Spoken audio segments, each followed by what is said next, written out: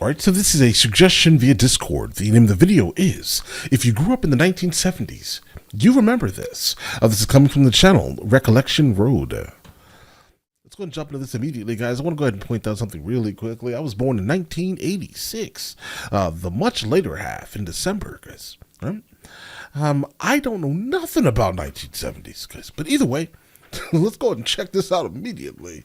This is what we missed out on. The 1970s began as an extension of the 60s, and then took a turn as Generation X grew into their own. There were so many contrasting things happening, from Watergate to the emergence of the summer blockbuster movie. It was certainly a time when escaping reality was necessary, and it ended up giving us so many memorable moments. So let's take a look back, and if you grew up in the 1970s, you may remember this. Guys, what's interesting here really quickly, something that's standing out to me, Kentucky Fried Chicken. They no longer call themselves Kentucky Fried Chicken. They just call themselves KFC. It almost makes me wonder, what is the C if it's not chicken? Huh. Guys, let's go. Shag carpeting really did look hideous, but it was also surprisingly comfortable on bare feet. After all, you could lay on the carpet and make angel patterns on the living room floor. Beyond the soft touch, it also came in a variety of earthy shades, from rust orange and moss green to sunshine yellow and sky blue. On top of those shag carpets were most likely couches or decorative pillows upholstered in big floral prints. Let's also not forget about the macrame owl you had hanging around the house too. Why? Listen, I will say though, really quickly, the carpets sound like a great idea. Like specifically like in a really super cold climate, but I can only imagine how dirty they get. The owls? This decade will always be remembered for the very first home video game, Pong. That's because this two-dimensional game, which was released by Atari in 1972 as a stand-up arcade, was a game changer. It was meant to be a computerized version of table tennis, which involved a white dot slowly bouncing back and forth between two white lines, known as paddles. Pong. If you loved playing Pong, then you most certainly remember destroying enemy ships in the arcade game Space Invaders, which was released later in the decade. One of the most popular toys of the time was something called clackers. They were two heavy balls attached to a string that you banged together to make noise. They actually turned out to be quite dangerous and were eventually banned. Like, bro, were those balls like super heavy? So I can imagine how dangerous those can become quickly. But hey, it was 1970s. They were definitely built different. There's also no doubt you begged your parents for $4 so that you could buy a pet rock. You got to feed your pet rock, dress it up with googly eyes, and take it for a walk, just like a real pet. No. Do you remember Bro, please tell me nobody bought that. Please tell me nobody bought that. the cool metal lunchboxes you used to carry to school? The sturdy tins protected your bologna sandwiches and were often decorated with cartoons, superheroes, or your favorite movie characters. And of course, don't forget the matching thermos that came with it.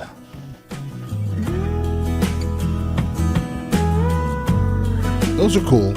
In the 70s, every kid seemingly wanted to look like Adam Rich from the TV show 8 is Enough. So they made their parents give them a bowl haircut. If you're unfamiliar with a Every kid, bro. Every kid. All right. bowl cut, it's exactly what it sounds like. Mom would put a bowl over your head and use scissors to cut around the edges. Bro, I don't have a single uncle that wore their hair like that. The resulting distinctly 70s haircut made it seem like you were wearing a salad bowl as a hat. But if it was good enough for baseball player Pete Rose and Olympic figure skater Dorothy Hamill, it was good enough for anyone.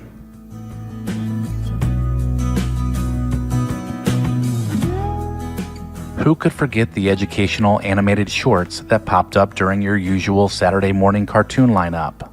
Without you realizing, Schoolhouse Rock taught you timeless lessons about grammar, math, politics, and science. The cartoons were funny, and the songs were catchy. I'm sure you can still sing the whole Conjunction Junction, What's Your Function song without missing a beat. Well, I definitely cannot do that, but this show ran into the 90s, and I definitely recall Schoolhouse Rock.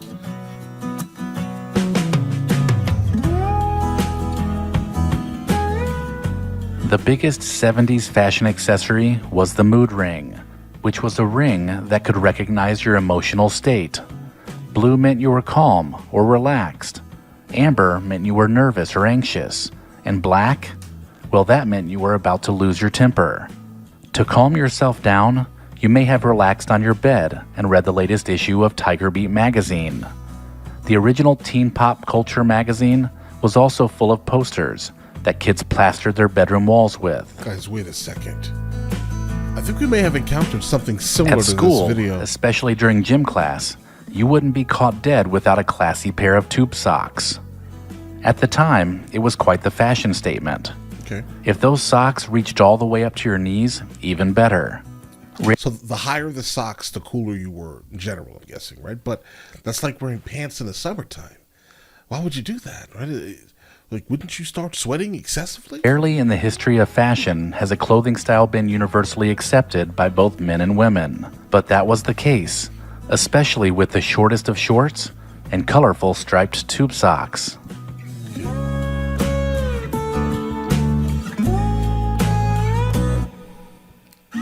All it took was one seriously terrifying movie, Steven Spielberg's Bro, no Jaws, spoilers. to keep an entire generation of children out of the ocean. Oh, no. Jaws made its big screen debut in the summer of 1975, terrifying a nation with a 25-foot mechanical shark and crystallizing the concept of a summer blockbuster. Okay. Guys, here's a dilemma here. I'm actually supposed to be watching Jaws within the upcoming weeks over on the Movie Reaction channel. Right? I've always heard of Jaws, guys. I grew up on Long Island, I know it's like about a big shark in a boat or something like that. Again, I grew up on Long Island, really close to Jones Beach. I went to Jones Beach like all the time growing up, right? So I can imagine, but just by being there, you kind of understand a little bit about what this movie's about here. But I definitely do not want any spoilers. I've never seen this movie, but I will be watching it. Made children and adults alike scan the water for signs of a shark fin anytime they were near the ocean. When Star Wars first hit movie theaters in 1977, it was unlike anything the world had ever seen. It was immersive, and the special effects were groundbreaking. If you ask anyone who saw the original Star Wars in theaters about their experience, they'll probably be able to tell you every little detail, right down to how long they waited in line. For many kids, Star Wars defined their childhood. Kids were absolutely obsessed with the movie franchise, and they wanted every Star Wars toy that was released. I'm sure those things are still super collectible. Do you remember learning how to do the hustle for the very first time? The hustle? The song came out in 1975, and everyone immediately wanted to learn the dance. Okay. The YMCA and the chicken dance also originated during this time, The chicken and they dance. too led to crazes that saw everyone performing the dances together. Bro, can someone please describe to me what exactly the chicken dance is? I can probably look it up.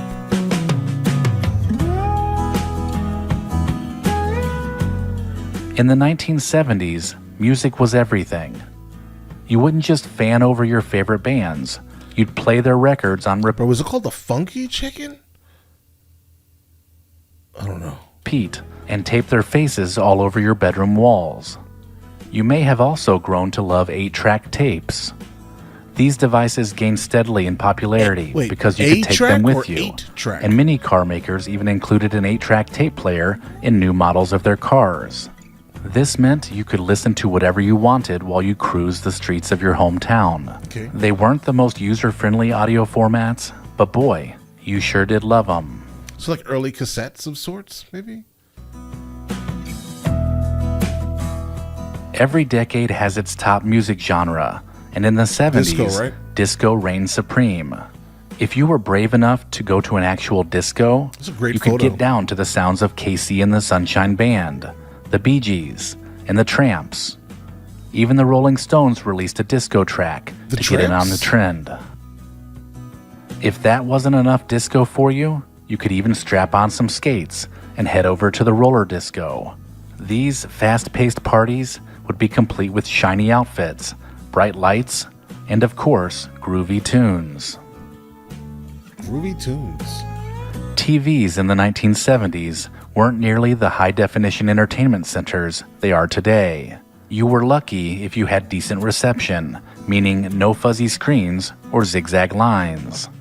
Otherwise, you'd have to fidget with the rabbit ear antennas until you got a clear picture. And forget about late-night talk shows and around-the-clock programming. If you turned on the TV after midnight, all you'd see is a test card of color bars. As well, what exactly was my experience? I think, my early recollection of TV was like a thing, like a device that was like this big, and it had like buttons you push down, and it was definitely connected directly to like a box that was connected to the TV. Definitely. And I think it was like 3 channels. This is New York, though. So I don't know if this is, if we had more or less, who knows? But I remember 3 channels. And I'm talking about maybe like 91, 90. I don't know, I was 5, guys. I'm trying to recall this. Speaking of television, for teens, Happy Days was the coolest of shows. But adults also had to get a weekly dose of the TV show MASH.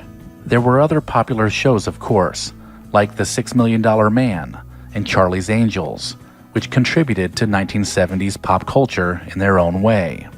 You may also remember staying up to watch some of the very first episodes of Saturday Night Live. This was back when cast members like Chevy Chase, John Belushi, and Gilda Radner were at their best, making the entire country laugh together. A 1970s party would never be complete without a cheese log or a cheese ball. These must-have snacks involved shredded cheddar, cream cheese, butter, and chopped nuts for rolling. Okay, see, you kind of messed it up with the nuts. I don't know where the nuts are coming from, but it sounded okay. I'm not sure. I don't know what all this is, but bro, is that poison? Is this an olive? Oh no. Okay, this one. Oh no. No, I don't like any of them. Cream cheese, butter, and chopped nuts for rolling. I wouldn't even try it. I'm sorry. Another 70s food gem was launched by Betty Crocker in 1971 called Hamburger Helper. This easy-to-make hearty dinner fed millions of us with just a box of pasta, powdered sauce, and a pound of ground beef. Super quick. I always loved the beef stroganoff. Even if you didn't care much for politics in the 1970s, everyone was talking about Watergate. Each night, the evening news reported new details of the scandal, and seeing Richard Nixon leave the White House forever as he boarded a helicopter was one of the most surreal moments of the 1970s, regardless of what side you were on. At Recollection Road, I believe preserving the past is incredibly important, and our friends at Legacy Box do too. So much so, they've offered my viewers a code for 55% off. In today's digital age, analog media like VHS tapes and film reels are fading, risking the loss of cherished memories due to things like mold, dust, and time. But Legacy Box, trusted by over 1.5 million families, offers a simple and safe solution to protect your memories before it's too late. With Legacy Box, you can convert your analog... All right, guys, so really quickly, let me go ahead and just fill in the blanks here. We're going to show his code on the screen, guys.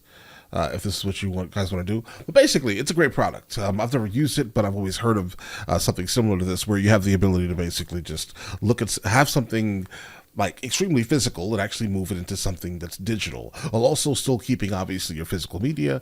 It's a great idea to do that, specifically in these modern times, guys. That's this code right here. Legacybox.com, recollection, guys. Offer and send them in whenever you're ready. Go to legacybox.com/recollection to save 55% while supplies last. Yeah, I've seen a couple of products. The Marlboro Man was a campaign that showed how rugged you could look smoking filtered cigarettes. During the 1970s, actual ranchers were used to portray the iconic character in both print and commercial advertising. Right. Bro, don't smoke. The 1970s was full of great movies, but some would say that this decade is where horror movies became mainstream. Right. The success of such movies as The Exorcist, Halloween, and the Amityville Horror made going to the movies a new experience. That's the exact town I was raised in, guys. Amityville. Between Amityville and East Hampton, kind of back and forth, right? Throughout my entire childhood. I grew up seeing this house, walking past this house down to like Tanner Park, which is basically, if you're looking at the house, you just keep going down the same street instead of looking at it to your left. Tanner Park is down that way. Yeah, I grew up all up and down in this area here, guys. But the interesting thing about The Exorcist, guys, I just saw The Exorcist for the first time, bro, maybe 3 weeks ago. It was okay. I think The Exorcist movie was a movie you had to actually experience at the time. Like you could not have any other references to anything else. Just experience this movie in its entirety for what it is. I think that it was really good and most likely excessively frightening for the time. But keep this in mind, I watched it for the first time last month in 2024. All right, it's okay, guys. Where you would leave the theater Amityville Horror, rattled. though, was solid.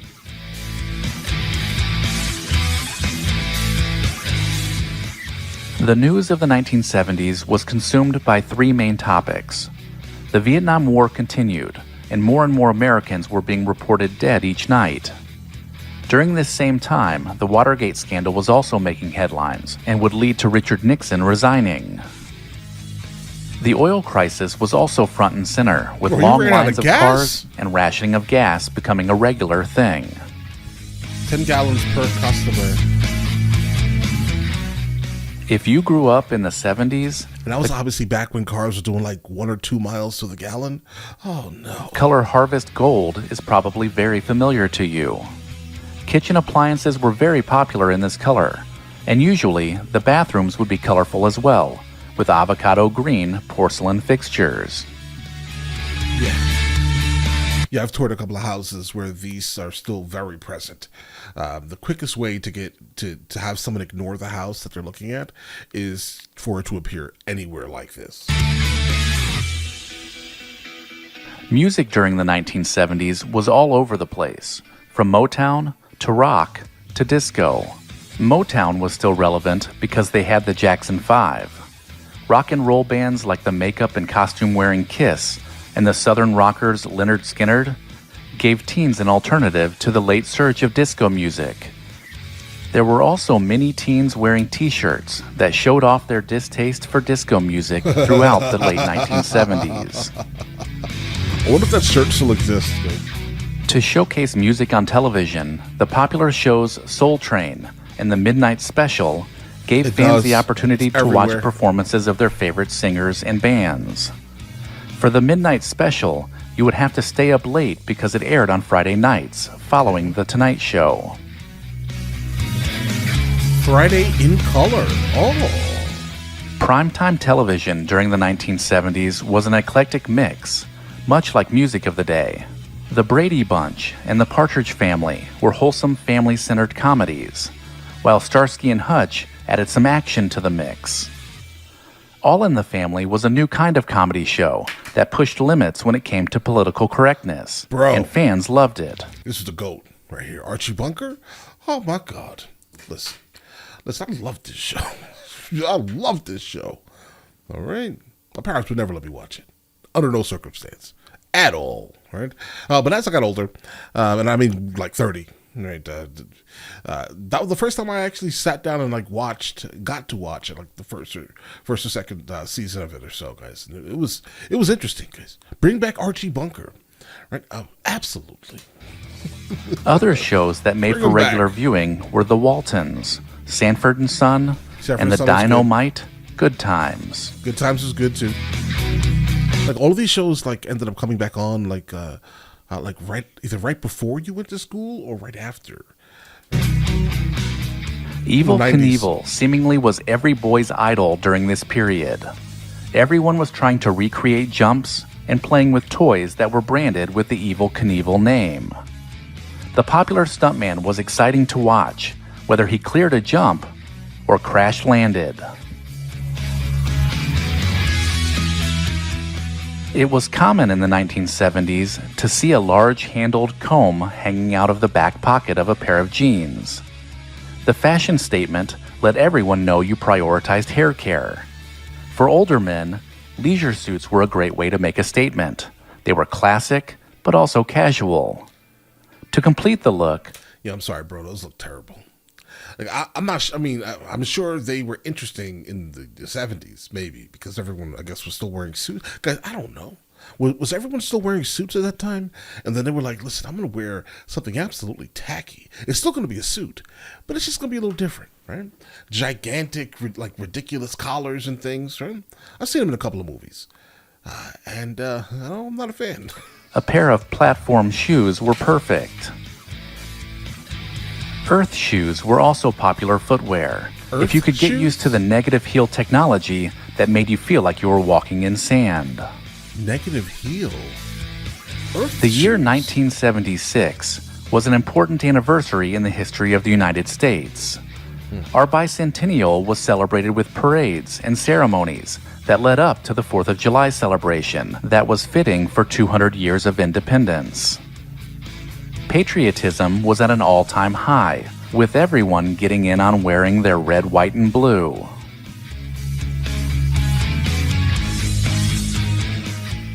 If you were a kid during the early 1970s, there is no doubt you collected wacky packages. These novelty trading cards produced by Topps featured parodies of consumer products that made kids crack up. Kids? Camel? What? No. Starting them young, yeah? Waterbeds were also a trend leap during the 70s. These wavy beds peaked in the 1970s, and they were all the rage. It seemed like everyone wanted one. In 1977, the death of Elvis Presley shocked the world. There are a few events that people remember where they were when it happened, but this announcement was one of them. The funeral that followed was attended by 75,000 fans lining the streets as the procession made its way by. It was also televised 2 days later. During the 1970s, there were some things that every kid had or wanted. Skateboards became the newest way to cruise down the street and show off with your friends. While hanging out in your bedroom, you might have turned on a lava lamp to set the mood, and then grabbed your favorite toy, a Stretch Armstrong, to see how far you could pull his arms before they returned to normal. Yeah, I think those were still like moderately cool in the early 90s. You may have also relaxed on your bed to read the newest issue of Mad Magazine. Like wacky packages, Mad Magazine made fun of everything, and it was great for a laugh. If you were in the mood for something more serious, you may have picked up a Dynamite magazine to see what your favorite celebrity was up to. The Captain and Denial. Farrah Fawcett was the 1970s in a nutshell. Every girl wanted to look like her with her feathered hair, and every boy fantasized about her.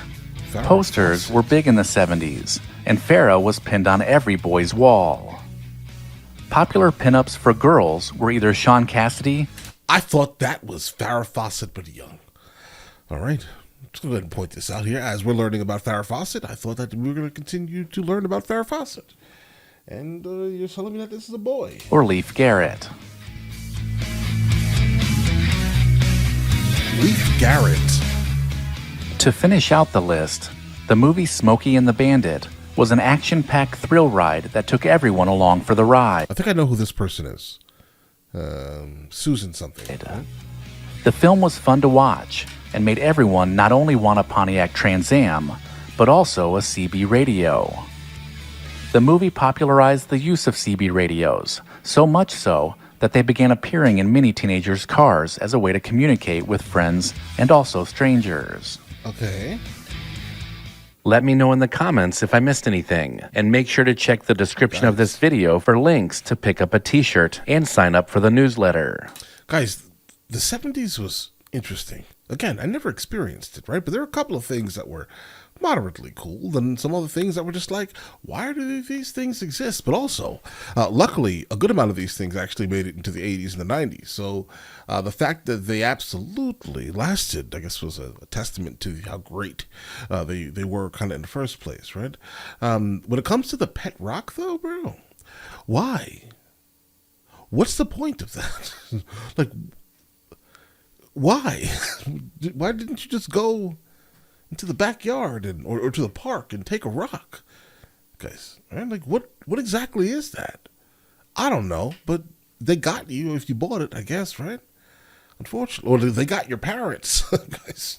But all right, listen, you guys all have an absolutely amazing day. And again, the video came from the channel Recollection Road. Guys, before we go, are you guys subscribed to the other channels? Logical Movie Reviews with Mr. L. Boyd, along with Mr. L. Boyd Music. Both are found in the description. Check it out.